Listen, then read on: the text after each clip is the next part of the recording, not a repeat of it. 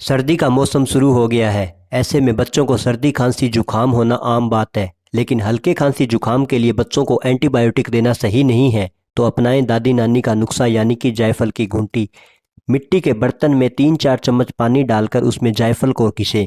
जायफल को इतना घिसना है कि एक चुटकी जायफल पाउडर के बराबर जायफल पानी में मिल जाए। अब इसे छानकर हल्का गर्म करें। अब इसमें 2-3 बूंदे शहद की मिलाएं। हमारी जायफल घुंटी तैयार है। इस ताज़ा बनी हुई घुंटी को रात को सोते समय बच्चे को पिलाएं। सर्दी खांसी जुकाम छू मंतर हो जाएगा। वीडियो अच्छी लगे तो लाइक करें। ज़्यादा जानकारी के लिए हमारे यूट्यूब चैनल सूर्या केयर को सब्सक्राइब करें। आयुर्वेद अपनाएं, सेहत बनाएं, स्वस्थ रहें, खुश रहें।